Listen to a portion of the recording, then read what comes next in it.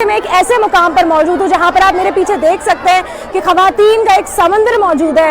ये खवातीन यहाँ पर सुबह से मौजूद है और यहाँ पर जो है वो धरने का हिस्सा बनी हुई है, रैली का एहतजाज का हिस्सा बनी हुई है। बलूचिस्तान के जो कबायली मुआशरे में पहली खवातीन की इतनी बड़ी तादाद में अपने घरों से निकलने की ऐसी मिसाल जो है वो नहीं मिलती।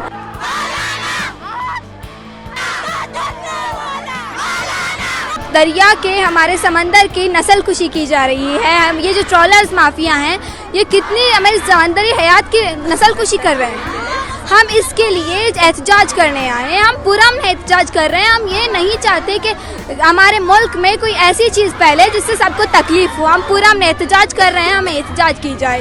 हम वो नहीं मांगते जो हुकूमत हमें देती है। हुकूमत ने हमें बहुत दिया है, मगर अभी हम जो कर रहे हैं, अपना काम कर रहे हैं, हमें वो करने दिया जाए, हमें सुकून से रहने दिया जाए। यहाँ पर मैं इस वक्त हक दो बलूचिस्तान तहरीक की रैली में मौजूद हूँ, जहाँ पर लोगों का समंदर मेरी आंखों के सामने मौजूद है।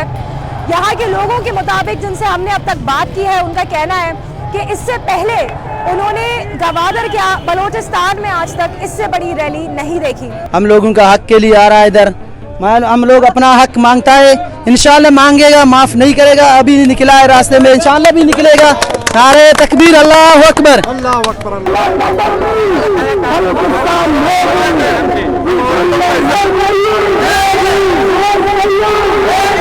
हम इतने सालों से 70 सालों से बलूचिस्तान महरूम है, हर लिहाज से, रोजगार के लिहाज में, समंदर में ट्रॉलरों के लिहाज से, बॉर्डर के मामले में, हर तरफ से हम महरूम ही में।